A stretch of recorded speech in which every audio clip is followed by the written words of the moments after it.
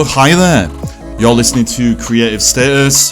This is a podcast about the human condition, exploring what it means to feel real, how we can use our creativity and all our other human faculties to move towards a deeper sense of connection to ourselves, others, and life itself. My name is Ollie Anderson. If you don't know, I'm a transformational coach. I help people to explore, raise awareness of some of the gaps in their relationship with themselves so they can move towards an unconditional self-acceptance and then take action that's going to get them where they want to be. Every episode of the podcast, we explore some deep themes about what it means to be human and how we can heal our lives. Today's episode, I'm talking to Eric Fisher. Eric is a recovery counselor and addiction specialist, and that is the main theme of this conversation that you're about to listen to. We explore addiction, where it comes from, what it says about the underlying relationship that we have with ourselves, what we're really looking for when we're trying to scratch that addictive itch. Loads of good stuff in here. Eric, thank you so much for your time. Everybody else, hope this helps. Here we go. Boom. Oh, hi there, Eric. Thank you for joining me on today's episode of Creative Status. We're going to be talking about some of my favorite topics on the planet: addiction, trauma, spirituality. See if we can look at the connection between the three, and then just open up a rabbit hole, I guess, and see where we end up. Before we get into it, would you feel like introducing yourself, telling people what you're all about, and also sharing what you want to get out of this conversation? Hi, Ollie. Thanks for having me on the show, The Creative Status. My name's Eric Fisher. I'm a Canadian certified counselor. Hello from Calgary, Alberta, Canada. Been in the field of addiction and mental health treatment for a little over 13 years. I've done inpatient and outpatient treatment settings as far as the work. I have my own private practice. I work for a nonprofit organization as a professional consultant. I have a few other positions as well. Won't go into them too deeply. And as far as what I'd like to get out of the discussion today would be, yes, looking at how those three cross over as far as addiction, spirituality, and also looking at trauma. And through both of our experiences, Ollie and I being able to come to an understanding when it comes to those three. That's awesome. So let's dive right in. I've got a theory that, let's say 95% of people on the planet, because there's bound to be some perfect people out there, but 95% of people on the planet are addicted to something. And it seems like our culture almost sort of promotes or glorifies having addiction in some ways. For example, all the love songs on the radio, which are really about love, they're about being addicted to other people, I would say, things like that. Mm-hmm. Ultimately, addiction is everywhere. So I guess I just want to start by testing that premise or that assumption. Like, is that fair to say? Do you agree, based on the work that you've done and the things you've seen, that addiction is way more prevalent than we may initially think? And if so, and if that's not a leading question, why have we found ourselves in this situation? I do believe that a lot of us, like you mentioned, 95%, a lot of us had the propensity to draw ourselves toward addiction or dependence on something. I believe that social media and electronics and just how fast our world works compared to years gone by has definitely been a factor of that. And as you mentioned, yes, I see addiction as one addiction that manifests in many different ways.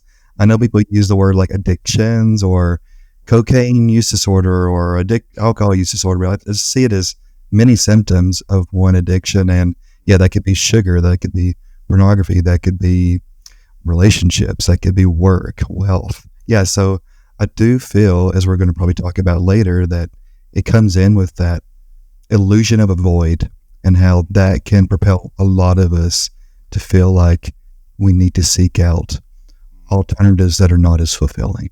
Yeah. Like, you've just taken the conversation next level now, because ultimately that is exactly how I see it. And I think one of the most powerful realizations that I've had in my own life in relation to helping myself, but helping others in my coaching practice, is exactly what you just said. Like, all of these different addictions that people have, whether it's to a substance or a behavioral pattern or or a script that they've just been playing their whole lives, whatever it is, it all comes down to just one fundamental problem, which you just called the void. That's ultimately what I think as well, is how I say it. I think addiction, in most cases, like maybe there are some exceptions to the rule, but in most cases, it comes down to that fundamental problem of people being disconnected from the truth about themselves because of their shame and guilt, trauma, whatever it is that they've been through. That causes a kind of inner split, which just leads to a lifetime of tension, aka the void, the existential void that people spend their lives trying to fill. And the addictions, as far as I can tell, are just ways that they have found to try and cope with that tension. Because when we use some kind of addictive substance or addictive behavioral pattern or addictive whatever, it gives us a little taste of the release of that tension. And I think it's that kind of opens up this pathway that leads to like more serious addiction in the long term, because we end up trying to chase that release more and more and more. So I'm throwing a lot at you, but I don't know if that aligns with what you meant by the void. Oh yes, yeah, and like addiction is progressive. Like you mentioned, how people get a taste, they get that sudden release, however short term that may be, and it is progressive as far as addiction, where they might go to something. Maybe it's the same substance, but it's a lot heavier with frequency as far as how much they're using, or maybe it's workaholism, where they're working more hours during the day and they're not checking in with their family or whatever it is. And so, yeah, it's kind of like Abraham Twersky was a Jewish rabbi that had an interesting video I used to show folks that I worked with in this intensive outpatient program. And it's like vitamin A, B, C, D, and E. I could take as much vitamin A, B, D, and E as possible, but it's not going to cure my scurvy. But if I take that vitamin C, otherwise known as spirituality, it can help me drastically. And so as you talked about the void, the fragmentation that happens, the key word being disconnection, as you mentioned, from feelings, from thoughts, from sensations, from goals, from values, from my mission in life. So yeah, there's lots of pieces to untangle. Yeah. So should we just start right at the beginning? And I mean, literally at the beginning, when Sure. people are going through childhood, because it seems to me, it's kind of obvious in a way, like that's where this inner split and disconnection kind of is rooted. Like it's in our childhood experience. What kind of things lead to that, would you say? Like obviously I've got ideas that I've ranted about a million times before, but like how do you see this? Neglect, abandonment, invalidation. And all those three could be from people that I looked up to in my life. That could be caregivers. That could be people in school. That could be even peers. It reminds me of the story I remember reading about where this young girl would come home and sometimes her mom would be there and sometimes her mom would not be there. However, she could always depend on the food being there. And the food was the relationship that she became accustomed to, and it unfortunately progressed from there to where it was an addiction involving food. So there's this piece around I'm not able to connect and feel that empathy, to feel that regard. And in that way, I have a hard time with self-regard because I don't have those connections. Is it the connection that we're talking about, the connection to ourselves, the true goals, the true intentions, the true values, feelings, thoughts, all that kind of stuff? In our early years, it sounds like if they're not mirrored back at us by our caregivers, then we almost automatically just end up thinking that there's something wrong with us. And that seems to be the main source of the split.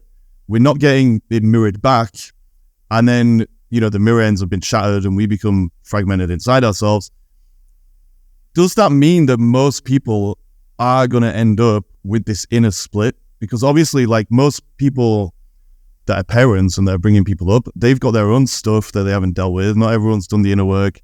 They're running around dealing with their own addictions to work or even their, family roles, whatever it is. And so we're just almost automatically going to be born into these systems where we're going to be split. And then we end up going down this dark path that we're talking about, where we end up being addicted to something.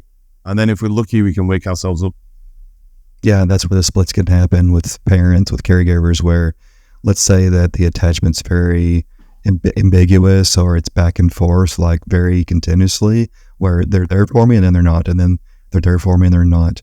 As long as there is a certain amount of secure attachment shown, then that's less likely to happen. However, unfortunately, as we see in society, I mean, no parent is perfect. However, if a parent's trying to do the best they can, then it's less likely. But unfortunately, we do see these splits, this fragmentation, this split from ourselves and maybe from others, or even a higher power as well, because of these concerns with not serving and returning. We don't see that with the parents. They don't give that proper emotional nourishment.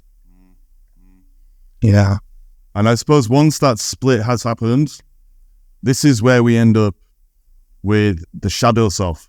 So the way that I always end up talking about this is something happens in our earlier years, which we just talked about, where normally we end up feeling shame. I think shame is the biggest problem in the world, because once we haven't had our, I guess, worth mirrored back at us when we're in these earlier years, we end up feeling that there's something wrong with us. When we feel there's something wrong with us, we end up trying to hide whatever that might be. And so this is when we end up in the situation where we end up disowning very real parts of who we are.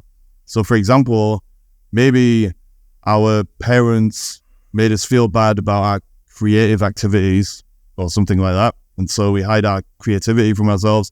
Maybe we were too joyful and exuberant and our parents were dealing with their own trauma. So we had our joy shamed, and that went into hiding. It doesn't have to be bad things. They're in the shadow. That's a common misconception I just want to point out. But anyway, the long and short of this is that people end up splitting the way we've said, but when we're split, it's not like we end up losing anything, because the real stuff never goes anywhere. It's just something that we kind of hide behind a false image of ourselves. And then we grow up putting that false image out into the world. And there are two consequences of that, as far as I can tell. One consequence is we always feel the void, because we've got the disconnection we were talking about. We've got this itch that can't be scratched. Like, we just feel like there has to be more. And there is. The thing that's more is our real connection to ourselves. But then the other thing is that these parts of us that are hidden in the shadow, they're constantly calling to us from beneath the surface, but we don't necessarily realize that it's the parts that are calling to us. We just think it's life giving us signs or whatever it is. It's like the Carl Jung quote, until you make the unconscious conscious, it will guide your life or direct your life, and you'll call it fate. And so we got this weird relationship where we're disconnected from ourselves, but life is constantly trying to call us back to ourselves. And somewhere in the middle of all that, we try to fill the befuddlement that we feel with our addictions. And I think probably like our addictions in some cases may tell us what we've lost, and maybe we can pick that to pieces in a little bit. But I suppose for the time being, just to keep it simple, if I ever made it too complicated, is how do we choose some addictions over others, would you say? Like, I don't know if that's something people really think about or talk about. Like, is it an automatic thing that just happens, or is there more going on? That's a very interesting question, Ollie, and it's all good as far as all the information that you just presented. I believe it depends on the person. Someone might be more drawn toward, let's say, workaholism, or perhaps because of a history with looking at images and videos. Maybe it's porn, or maybe addiction involving sex, or maybe because of their previous relationship with food, it becomes a concern with food. And it's even interesting that people that get into recovery, it's usually sex and food and relationships, those three that are the ones to look out for. However, yeah, I do believe it depends on each person individually. And what you said about shame, huge driving force for addiction. And it's a huge outcome of trauma, unfortunately, as well. When someone goes through something, how could I have went through this? And so I've heard shame being called spiritual suicide. Yeah. And so if we wanted to put those two together, yeah, it's where I lose the connection with myself and others in something higher than myself. That split, so to speak. So, yeah, I can't answer that question fully as to why certain people gravitate toward certain manifestations of addiction more than others. I do believe it depends largely on, could be family upbringing. So my family drank a lot of alcohol. Well, okay. Well, that could be something I could continue to do. Or they smoked a lot of pot, or whatever it is. I saw my dad or my mom, and they were very, workaholic. Okay. Or money was a big factor. So, or gambling was something in my family, and that can be quote unquote genetic as well. So, yeah, there's two really interesting things you said there. So one is this idea of spiritual suicide. I think we need to crack that open a bit more, definitely, because I think just that idea, that name, spiritual suicide, it says so much about the underlying process. But then just to backtrack a little bit, I guess, to the, why do certain people get addicted to certain things? I think what you're kind of saying is that just certain coping mechanisms get normalized within the environment. And I suppose because shame makes us kind of act on autopilot, we're just kind of running away from it. And it makes us make choices like in an almost instinctual level rather than like an intellectual level or an intuitive one or anything like that. Because we're running on autopilot and we've been reactive, we grab the first thing that has already been normalized within our environment. So like you said, if someone's an alcoholic, we're going to go for that. If our parents were alcoholics, or if someone was a gambler that we knew, we're going to go for that. But I think also, and this is me I suppose spitballing or like making things more complicated than they need to be again. But like there's an element as well with some addictions, and I think this is the addictions that are not necessarily substances, but the things that are almost like idols within our culture, let's say. So things like work, money, power, sex to some extent. Like with a lot of those things, I think we kind of believe at some unconscious level that the things we've put on a pedestal, so let's say we put work on a pedestal, for example, the things we put on a pedestal are going to give us certain qualities that our shame has disconnected us from. So for example, with work, I think a lot of people think that if they get their career to a point where, they're very successful and everybody knows who they are and etc, then they're finally going to feel worthy. They're finally going to feel the love that they never got, this inner split and all that kind of thing. And so it seems like they're running away from themselves, and they are, because they're running away from the shame, but they're trying to reconnect to that sense of worth that's already there in the first place. It's just buried in the shadow territory, and it's a way of, I guess, keeping that that part of themselves, that self-worth, keeping that out of reach whilst also keeping them in touch with it in a strange way. And I think the reason that we do that is so that the ego we've created because of the shame can stay where it is, and we don't have to face the shadow self. And so I don't know if that's a thing or if it's just something I made up, but it's almost like it's like we've got these devices to kind of keep the things we most need at bay. And addiction, it's almost like if you can overcome the addiction and get a real relationship with whatever that is, then you'll free the shadow self and you'll free yourself, and the addiction will dissolve because you'll return back to the truth. And I think that comes back to the spiritual suicide. So this is a very boring question. I was just going to say, what do you think about that? But what do you think about that? Like, does it click? Oh, it definitely clicks on multiple cylinders, Ollie. I believe there's more than one perspective and different terms for what you're mentioning. Our internal defectiveness, otherwise known as shame, we try to project that external mask, those external rewards to show people, whether it's on social media or otherwise, as you mentioned with work, like work accolades, work accomplishments. There's nothing wrong with having those accomplishments or those accolades, but when I use those with a motivation to detract from my true self, my authentic self, which, as you said, it's just lying there. It's waiting to be resurrected again, to be seen again, to be heard again, to be felt again. Then that's the concern. And that's unfortunately what shame does, is it says that I am not good enough. I have to use these alternative markers to, catapult myself into looking a certain way. And so I do believe you're onto something there. Absolutely. And that's one reason that it's a type of, if you want to use the word suicide, it's a death. It's a death of self, the true self. Vanity, false pride, hubris, ego, as you mentioned, they're all the same thing. And they detract us. Yeah. Let's explore this spiritual suicide thing a little bit more. So the way you just kind of described it, that it's all these different things, ego, vanity, etc. All of those things, if I understand it properly, all of those kind of things that lead to spiritual suicide are just things that we use as a substitute for the truth itself, which is why this takes us down the path to spirituality, because ultimately this spirituality is about uncovering truth, I believe, and then living the truth. The ego is a really good example. So one thing I'm always saying is the ego is the opposite of reality.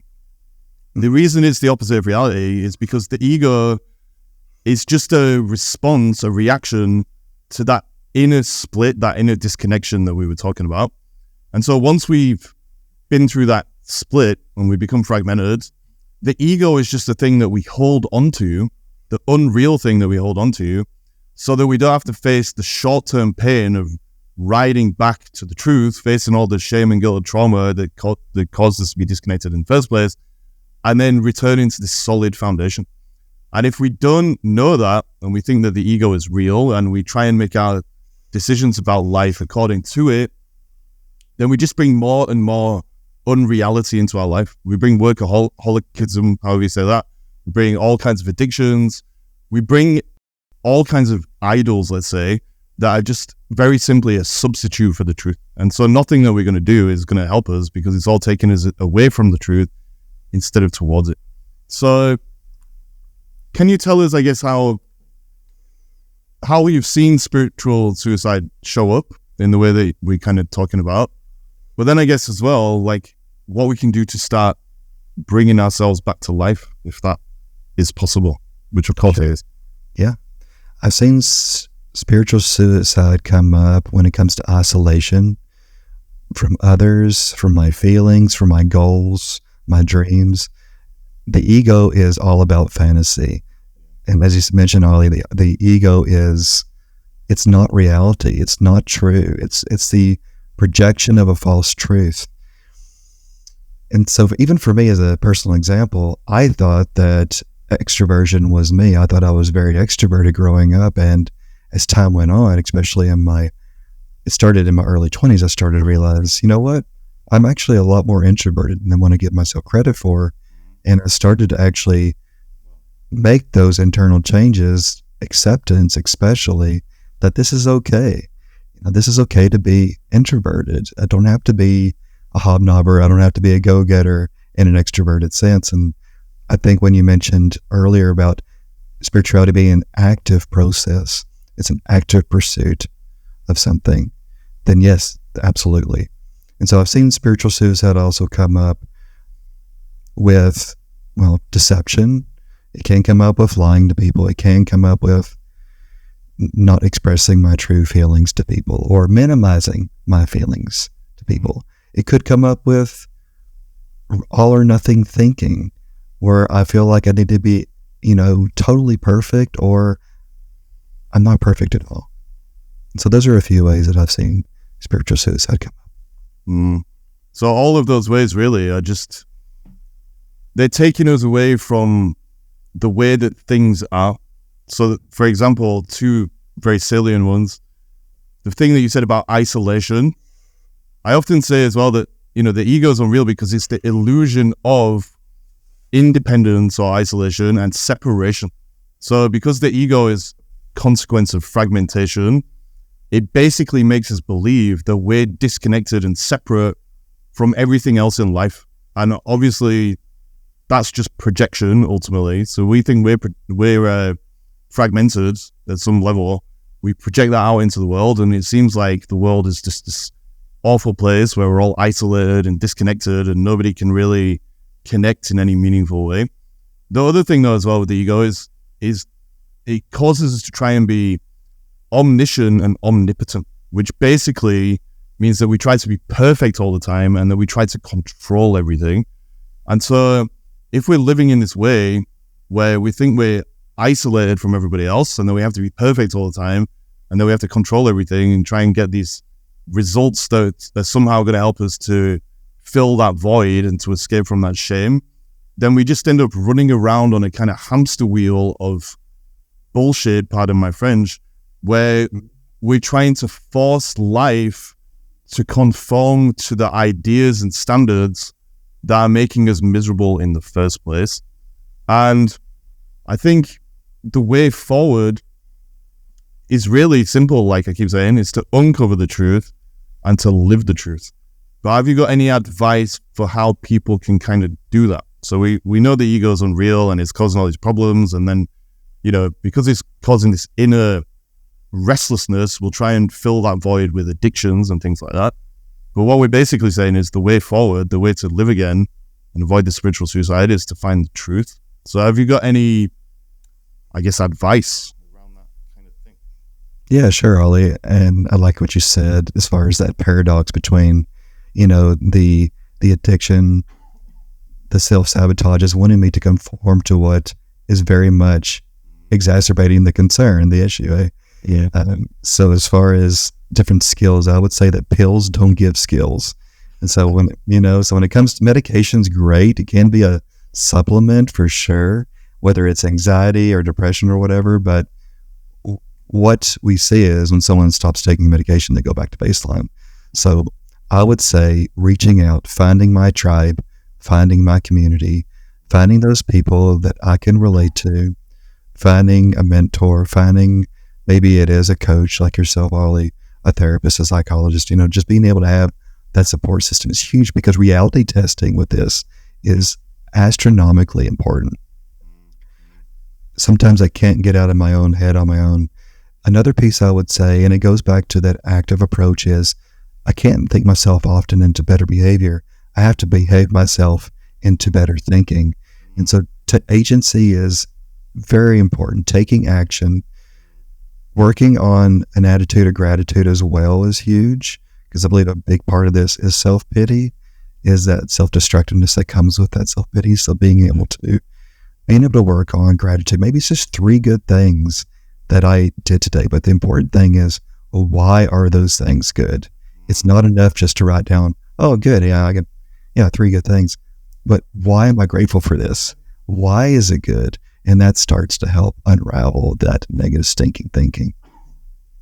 You've just dropped so many amazing little quips that rhyme, like the pills don't give skills and the stinking thinking. I think that's your talent right there. But anyway, I think a lot of what you're sharing there, it's about returning to our being.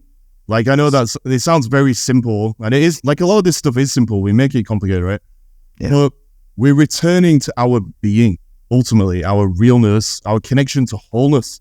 That's ultimately what it's all about, right? We started off whole, we became fragmented because of this inner split, disconnection. The way home is to get back in touch with your being.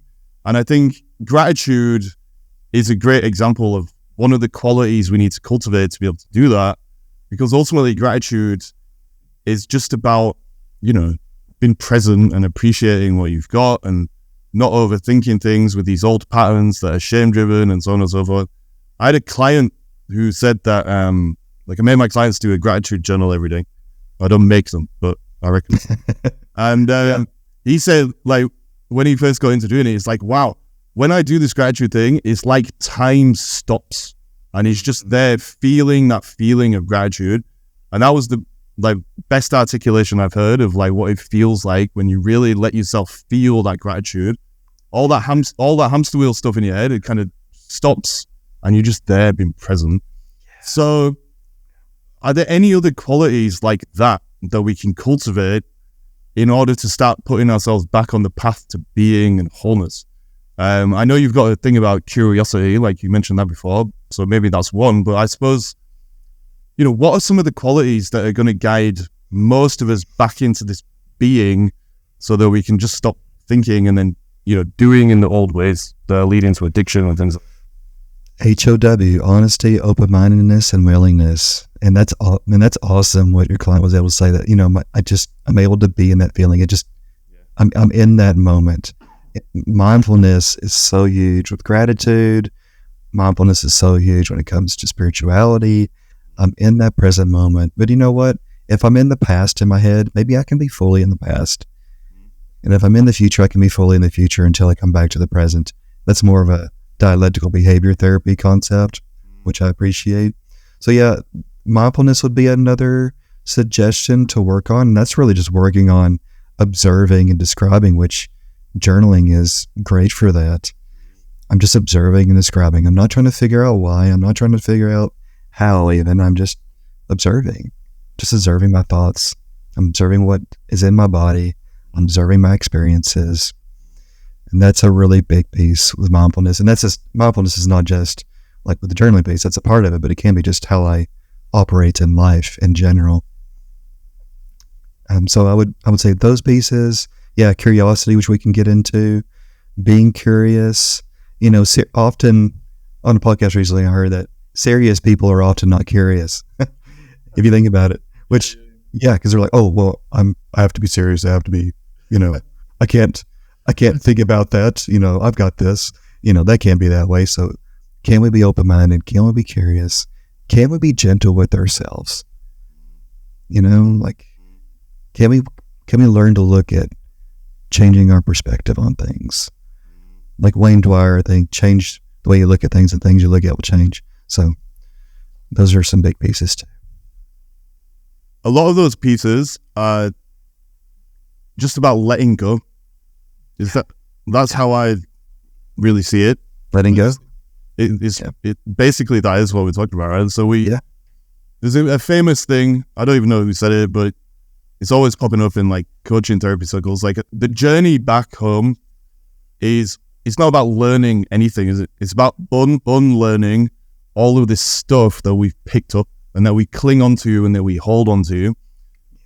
These serious people that you just, talked about, they're a great example of what not to do. Like, if we've just been so serious that we can't ask any new questions and we can't be open-minded and we can't be honest with ourselves and all these things, we're just holding on too tightly to all of the things, again, that are making us miserable because of they're just coping mechanisms for the disconnection that we feel. Like, I think a lot of overly serious people are just control freaks. Control freaks, all they're doing really is just what we talked about earlier. They're trying to force life to conform to the things that are making them miserable in the first place. Like, life isn't that serious, really, is it? Yeah. We like to believe it is because we're taking ourselves so we think we're so important, basically, as a way of compensating for that shame, I would say, in a lot of cases. So a big question, and you've kind of started to answer with these qualities and some of the little practical things you shared, like journaling and stuff, but how do we let go? Like, how do we really let go of all this stuff based on all the work that you've done and like the people you've helped? Like, how do we do it? This is a grieving process in a way. Yet in this, it is a transformative process, as you mentioned before. How do we let go? One of those parts, I believe, is having a beginner's mind. I believe it's John Kabat-Zinn, who's really big on mindfulness meditation, and that's a concept I remember hearing from him is, can I see things as fresh, as new? Like I'm seeing this for the very first time. And in that way, I don't beat myself up as much because I'm trying to cultivate that beginner's mindset. I'm seeing this for the first time, as if. But there's also different interventions.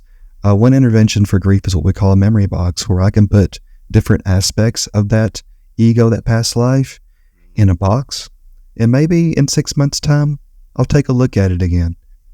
Maybe I won't. Maybe I'll just put it on the shelf and won't look at it again, but it's there for me. There's also photo narratives. So that's where I can take pictures of what reminds me of what I'm letting go of. Maybe I keep up an album of that on my phone. Maybe it's dark clouds, or it's a beach, or it's a landscape, or whatever it is. Hopefully not people. You don't want to be, creepy like that. But, photo narrators are there. There's also writing a letter to myself, like that false self. Like, what am I letting go of? Like, dear false self, I'm letting go of this. I no longer need this. I have this now as capital for myself. And so that's another piece. And then I remember one gentleman, and this was done for a person that he had lost, but he wrote a letter to that person he lost, and then he threw it in the fire. And so there's different ways to do that. That's very cathartic for somebody. That's amazing. Like, there's so many practical things there that you just shared. Yeah. Catharsis really is the key word as well, right? Yes. So I'm kind of backtracking a little bit. Is it fair to say, based on everything you've been saying, that the spiritual suicide concept is ultimately, spiritual suicide is what happens when you never learn to let go, ultimately? Like, basically, you spend all your life resisting that natural tendency to let go and to return to wholeness. And whatever you're holding on to just gets heavier and heavier and heavier and heavier until eventually you've lost touch with your soul or your realness or whatever you want to call it. And what you're really resisting is going through the process you just mentioned, the grieving process or the process of catharsis, which can only ever lead back to the truth, ultimately. And so by holding on, we're avoiding the truth, which goes back to what we're saying about spirituality in general. But like, it's almost always calling us back, but it's almost like things get heavier and heavier the more we resist.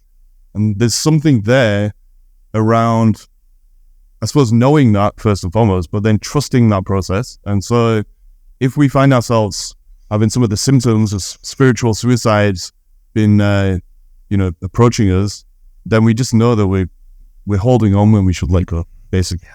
Absolutely. If I resist the self-sabotage, that fragmentation will persist. Yeah. It's like how they trap monkeys in India.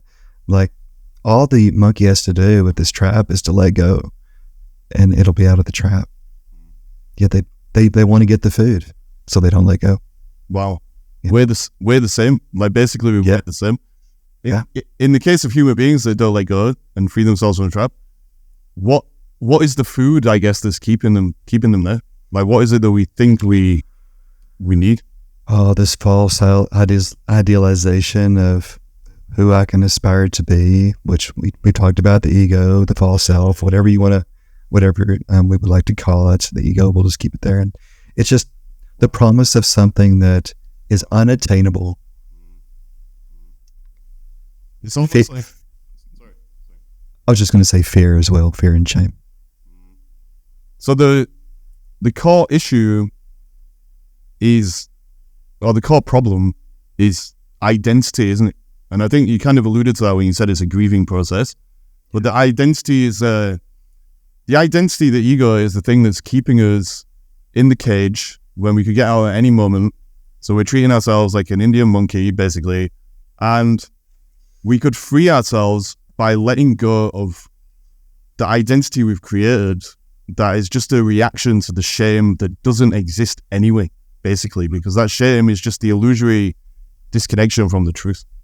And if we bring this to trauma, as far as that shame, as far as that identity piece, it's all about letting go of that victim role. There's a difference between being a victim and playing the victim role. And I don't want to minimize what anybody's been through by any stretch of the imagination. However, if I know that my identity is entrenched in this victim mentality with self-pity, all that, maybe I could look at being a survivor or a thriver and use the strategies talked about, and also research other strategies so I can start to come and blossom into this identity that's not enraptured in all this self-sabotage. Yeah. It's like there's a Carl Jung quote. He says, "I am not what happened to me, and what I choose to become." Yes. Ultimately, that is kind of what we're talking about. Like, we're either moving with the flow of life, which means that we're becoming, and you can only become in truth if you're doing it in this real way, or we're stuck in this illusory idea of what it is that we're being, that's really just holding us back. It's the cage and we're the monkey within it. And the way forward, like you said, is to stay curious, open-minded, keep learning, keep growing, and keep evolving so that you can return back to the truth. Something like that. So we've been talking for 40 minutes. It's gone very quick, even though this has been a very relaxed conversation. Like, I feel like we've been in this kind of fluid, pensive energy, and things have just kind of naturally just unfolded. But that's just my view. If you could sum this up, if that's even possible, and I haven't just put you on the spot right now, but if you could sum this up, what have we just learned in this conversation about addiction and freeing ourselves and the truth and all the things that we wanted to explore? And also, can you tell people where they can find you as well, please? If they want to work with you or follow you on social media or any of that stuff. Sure, Ollie. Yeah, the time flew by. I would say, to wrap this up in a summary, is be compassionate and gentle toward yourself as you go through this process of discovery, of transformation. Take agency. Be kind to you. At the same time, though, don't be afraid to go to those dark parts, those shadow parts, to uncover the realness of you. That's just a last piece. I believe it's all about being able to, knowing I'm letting go of something in order to get something that's so much more greater for me, healthier for me. As far as how to reach me, Recovery Arts Counseling, that's with 2 L's up here in Canada. It might be 2 L's where you're at over in the UK, Ollie. So it's recoveryartscounseling.com. On Instagram, Recovery Arts Counseling. Facebook, same thing, Recovery Arts Counseling. LinkedIn as well, Recovery Arts Counseling. You can find me on LinkedIn as well with my professional bio. Brilliant. Eric, I'll share all those links, but just thank you for this. It's been a very chill conversation, and I feel like we covered a lot. So we did. We sure did. Thanks, Holly.